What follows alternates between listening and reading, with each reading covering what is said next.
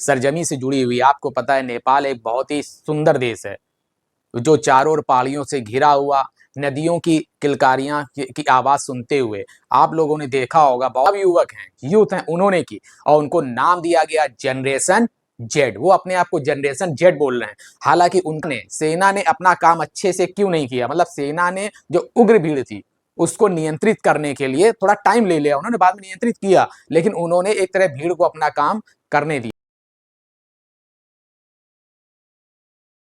जाती है। तो कहीं ना कहीं उससे क्या क्या चीजें निकल कर आती हैं, उससे इनक्वालिटी लिख कर आती। ये छोड़ो, आंदोलन था, उसका कोई एक चेहरा नहीं था, वो भीड़ को कोई क्या लीड नहीं कर रहा था। तो यहाँ पर भी जो जैन जी है उसका कोई नेता नहीं है।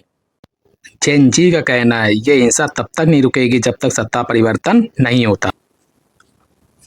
Good morning all my students and my viewers. आज हम आपके लिए बहुत ही इंटरेस्टिंग चैप्टर लेके आए हैं जो नेपाल की सरजमी से जुड़ी हुई। आपको पता है नेपाल एक बहुत ही सुंदर देश है जो चारों ओर पहाड़ियों से घिरा हुआ, नदियों की किलकारियां की आवाज सुनते हुए आप लोगों ने देखा होगा, बहुत से लोग नेपाल घूमने जाते हैं और उसको एक्सप्लोर भी करते हैं। लेकिन नेपाल में ऐसा क्या हुआ जो वहां पर एक उग्र हिंसा का रूप ले लिया? और इसमें आप लोगों ने देखा होगा ज्यादातर हिंसा कैसे हुई? ज्यादातर हिंसा जो है, जो नव युवक हैं, यूथ हैं, उन्होंने की और उनको नाम दिया गया जनरेशन जेड। वो अपने आप को जनरेशन जेड बोल रहे हैं। हालांकि उनका कोई भी नेता नहीं है, कोई भी एक ऐसा सिंबॉलिक फेस नहीं है जो एक तरह ये बता सके कि इस भीड़ का नेतृत्व कौन कर रहा है।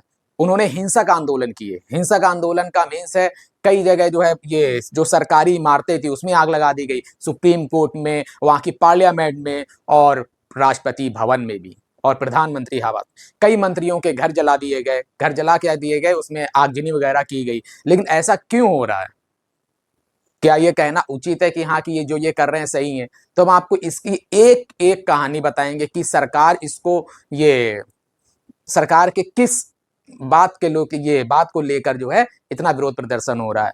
और इसके बाद सेना ने अपना काम अच्छे से क्यों नहीं किया, मतलब सेना ने जो उग्र भीड़ थी उसको नियंत्रित करने के लिए थोड़ा टाइम ले लिया, उन्होंने बाद में नियंत्रित किया, लेकिन उन्होंने एक तरह भीड़ को अपना काम करने दिया। जो जनरेशन अपने आप को जेड बोल रही है उसको अपना काम करने दिया।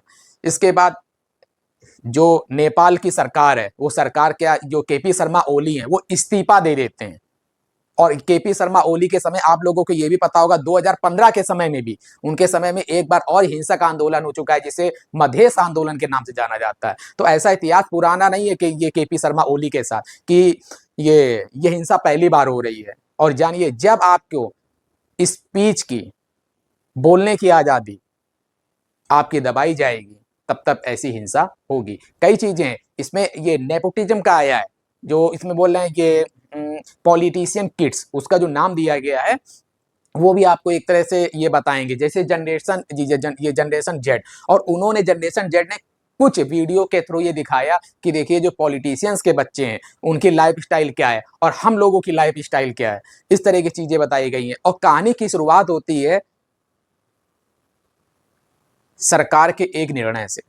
सरकार का निर्णय एक आता है कि जो आप फेसबुक, इंस्टाग्राम ये सब चलाते हैं, इन कंपनियों के ऊपर जो है एक ये प्रतिबंध लगा दिया जाता है। 1 हफ्ते का समय दिया जाता है, उनसे कहा जाता है कि ये एलिजिबिलिटी है, आप इनको पूरा करिए, नहीं तो आपके ऐप बंद कर दिए जाएंगे।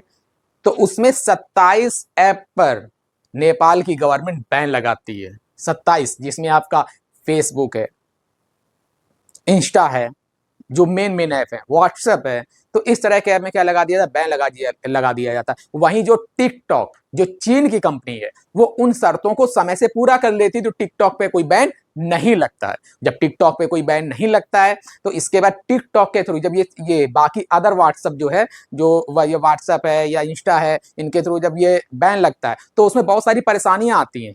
परेशानियां किस तरह से आती हैं? नेपाल में बहुत सारे ऐसे ये रहने वाले लोग हैं जो नेपाल के बाहर अन्य देशों में रह रहे हैं। उनका संपर्क जो है, उनकी जो कनेक्टिविटी है, वो नेपाल के जो अपने ये कह लें जो अपने ये फैमिली मेंबर्स थे उनसे उनका संपर्क टूटता है। और संपर्क टूटता है तो वहां से विरोध प्रदर्शन की शुरुआत होती है। और उस शुरुआत को जो है, जो ये नेपाल का, वो टिकटॉक में कुछ वीडियो ऐसे आते बनाए जाते हैं और जो जो सोशल मीडिया वगैरह के हैं जो बैन नहीं हुए थे। जैसे आपको पता होगा कि ट्विटर का नाम चेंज कर दिया गया था, तो ये ट्विटर को एक्स बोलते हैं, उसके ऊपर भी बैन लग गया है।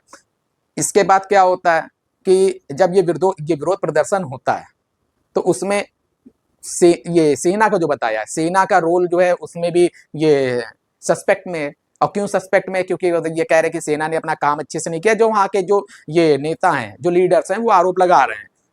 चलिए अब इसको स्टेप बाय स्टेप एक एक हम आपको बताते जाते हैं कि क्या कैसे क्या हुआ है। वही अपना जो ये मेथड है, पहले हम आपको थोड़ा चार्ट बनाएंगे, उसमें लिख के चीजें देंगे और एक एक चीजें उसमें आपको समझाते जाएंगे, उससे क्या समस्याएं हो रही हैं और क्या अन्य जगह भी क्या ऐसे आंदोलन होने चाहिए जो युवा उसका ये नेतृत्व कर रहे हो। चलिए हम आपको एक एक चीज समझाते हैं। चलिए स्टार्ट करते हैं।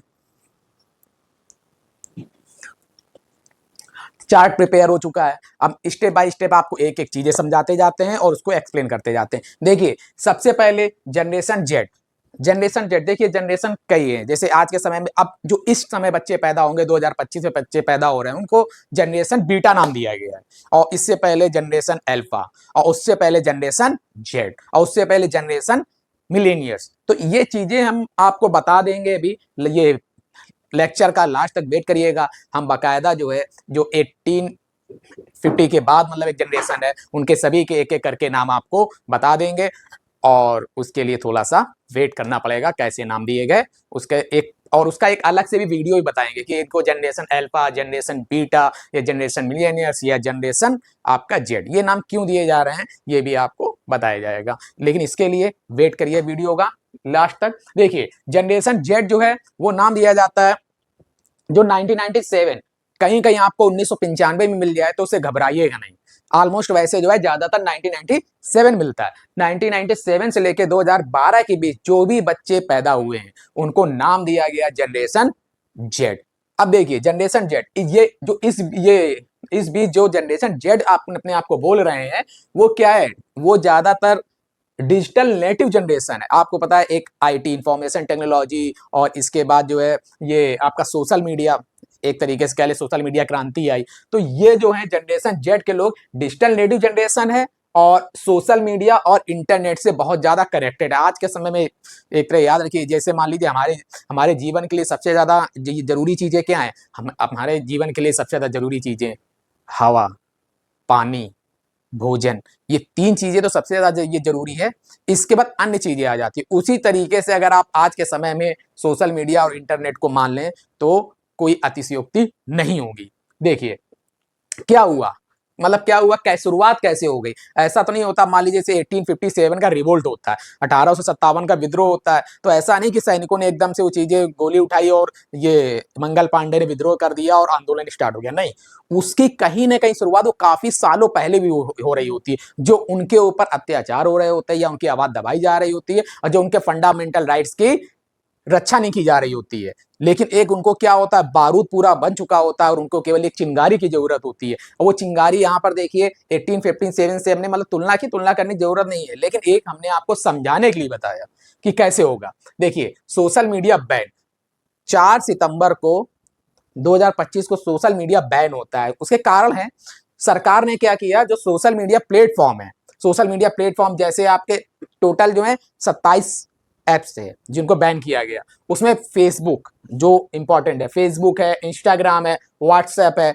यूट्यूब है, एक्स, ये पुराना नाम ट्विटर आप जानते हैं, ट्विटर को बदल के एक्स नाम कर दिया गया, को बैन कर दिया गया। जब बैन कर दिया गया, कारण उन्होंने सरकार के भी अपने तर्क थे कि हमने इसको बैन क्यों किया है। सरकार का एक तर्क ये था कि यहाँ पर क्या है, जो प्लेटफॉर्म है वो रजिस्टर्ड नहीं है और ये स्थानीय जो ऑफिस होते हैं वो नहीं खोल रहे हैं। जब स्थानीय ऑफिस नहीं खोलेंगे उनको समय दिया गया और ग्रीवांस अधिकारी भी नियुक्त नहीं किए गए। 1 सप्ताह का समय दिया कि 1 सप्ताह में आप इसको कंप्लीट करिए, नहीं कंप्लीट करेंगे बैन कर देंगे। अब वो लोग अपने जो है नॉर्म्स पूरे नहीं करते, 1 सप्ताह में नहीं करते हैं, तो वहां की जो ये मिनिस्ट्री है इंफॉर्मेशन टेक्नोलॉजी की, वो इन एप्स पे बैन कर देती। लेकिन समय रहते चीन का जो टिकटॉक है, आपको बताया था वीडियो के स्टार्टिंग में, समय रहते जो चीन का टिकटॉक है वो उन शर्तों को पूरा कर देता है, इसलिए टिकटॉक को बैन नहीं किया जाता है। इंटरनेट तो वैसे चल रहा होता है और इंटरनेट के थ्रू एक तरह ये कह ले जो ये रिवोल्ट जो फैला, जो ये क्रांति हुई, वो क्रांति नाम दे सकते हैं क्योंकि एक तरीके से क्या है, इसमें सत्ता का परिवर्तन हो रहा है या फिर ये कहे कि प्रधानमंत्री को ये इस्तीफा देना पड़ रहा है, तो इसको कहीं ना कहीं ये क्रांति भी, रिवोल्ट भी क्या बोल सकते हैं।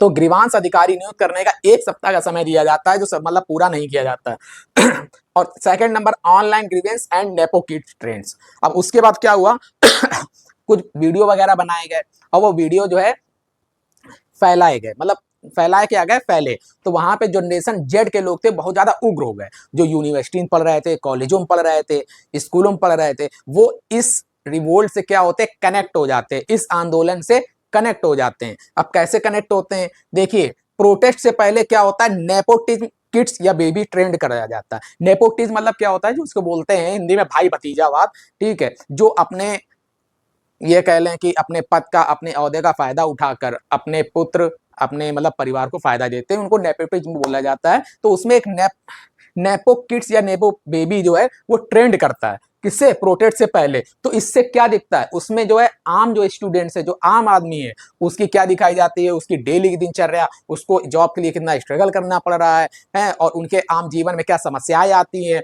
उनके फंडामेंटल राइट्स में क्या प्रॉब्लम्स हैं, ये सारी चीजें दिखाई जाती हैं। और वही जो नेपो किड्स हैं या जो ये कह लें अमीर लोगों के और नेताओं के जो बच्चे हैं, उनकी दिनचर्या भी दिखाई जाती है। तो कहीं ना कहीं उससे क्या क्या चीजें निकल कर आती हैं, उससे इनक्वालिटी लिख कर आती, ये इनक्वालिटी उभर कर आती। इनक्वालिटी का मीन जो है असमानता, करप्शन का मतलब है भ्रष्टाचार, नेपोटिज्म का आपको मतलब बता ही चुके हैं। और इससे क्या करता है, जो इससे जो आम लोग थे, जिससे जनरेशन जेड थे, वो क्या हो गए, सेंटीमेंट, भावुक हो गए, और ज्यादा भावुक हो गए, तो वो कहीं ना कहीं हिंसा का रूप लेने लगा है। चलिए एक बार इसको देख लीजिए और इसको जो है आप स्क्रीनशॉट या नोट कर लीजिए।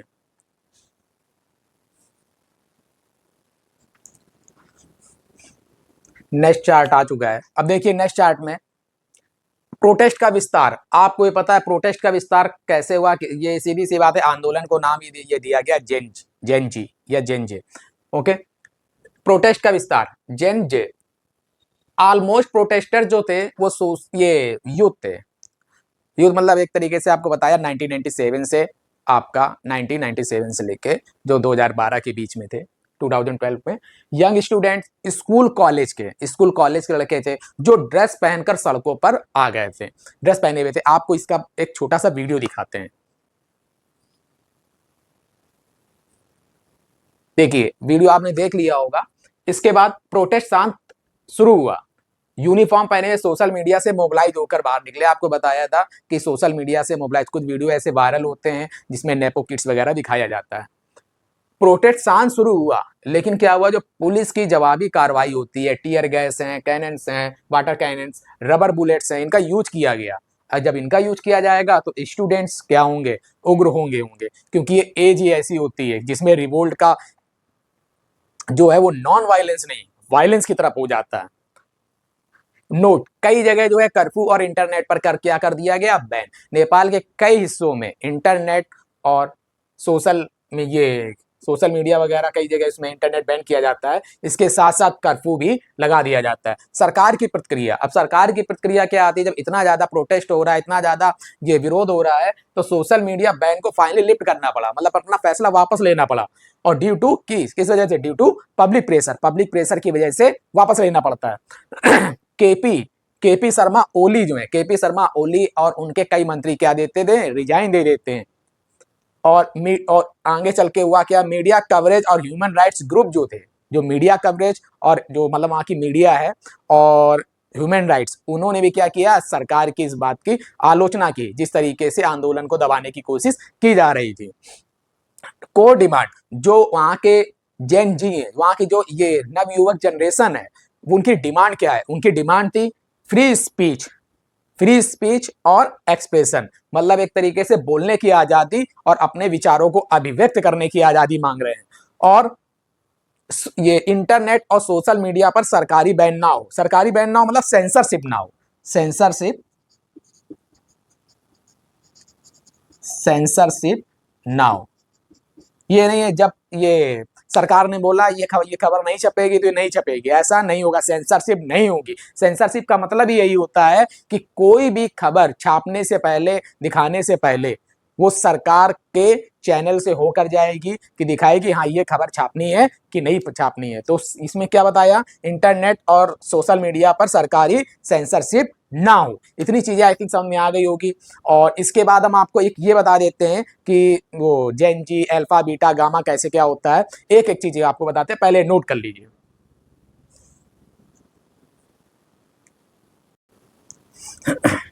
ये देखिए, ये आपकी जो सोशल जनरेशन है वो बनकर आ चुकी है। अब इसको एक एक करके हम लोग देखते जाते हो। इसका एक अलग से वीडियो जो डिटेल में आपको बताएंगे, अलग से वीडियो बनाया जाएगा कि ऐसे नाम क्यों दिए जा रहे हैं, कि इस जनरेशन में क्या चेंज आया है कि जो इससे लेके यहाँ तक बाउंड्री उसमें खींच दी गई। चलिए देखिए, पहला नंबर है लॉस्ट जनरेशन। ये 1883 से लेके 1900 तक रहता है। इसके बाद जनरेशन जेड आता है जो 1901 से लेके 1927 तक। फिर इसके साइलेंट जनरेशन आता है 1928 से लेके 1945 तक। फिर बेबी बूमर्स आते हैं। बेबी बूमर्स 1946 से लेके 1964 तक, 1946 से लेकर 1964 तक। फिर जनरेशन एक्स आती है। जनरेशन एक्स 1965 से लेकर 1980 तक। फिर मिलेनियल्स आते हैं। मिलेनियल्स 1981 से लेके 1996 तक। इस बीच में बहुत ज्यादा परिवर्तन हुए हैं। फिर जनरेशन जेड आती है। जनरेशन जेड 1997 से लेके 2012 तक, जनरेशन जेड।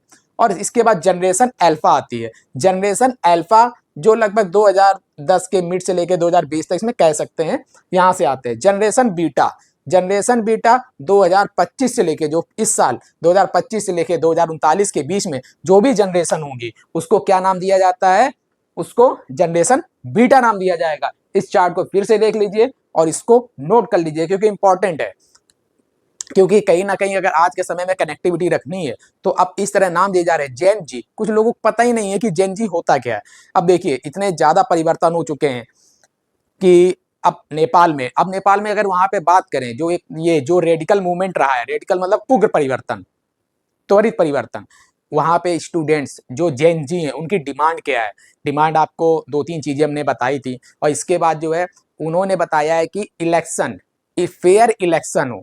इसके बाद सरकार की अपनी अकाउंटेबिलिटी हो, ट्रांसपेरेंसी हो, टेररिज्म ना हो। और इसके साथ साथ जो है भ्रष्टाचार, करप्शन का बोला गया कि करप्शन बिल्कुल ना हो। ये जेन जी हैं, उनकी डिमांड है। अब वो सरकार में जो चुनाव है, चुनाव की प्रक्रिया में परिवर्तन चाहते हैं। जैसा कि आप लोग जानते हैं, नेपाल में 2008 तक राजशाही रहा है। राजशाही मतलब वहां मोनार्की रहा है। 2008 के बाद सत्ता का मतलब एक तरीके से कह ले कि परिवर्तन होता है, वहां पे लोकतंत्र आता है। और ज्यादातर वहां पर जो शासन रहा 2008 के बाद, वो शासन रहा कम्युनिस्ट पार्टियों का, कम्युनिस्ट पार्टियों का। लेकिन अब वो भी जो एक तरह के जेन जी हैं, जो जनरेशन है आज की, वो भी इसमें परिवर्तन मांग रही है।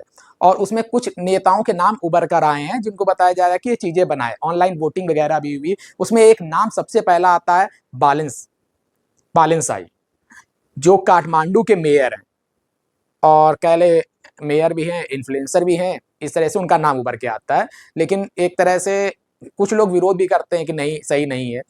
लेकिन बालेंसाई का नाम एक तरह से, क्योंकि वो कहीं ना कहीं सरकार के विरोध में बोलते हैं, और सरकार में विरोध के बोलने के कारण वो क्या है, जो यहाँ के जेन जी हैं, जो स्टूडेंट्स हैं, उनके चहेते बने हुए हैं।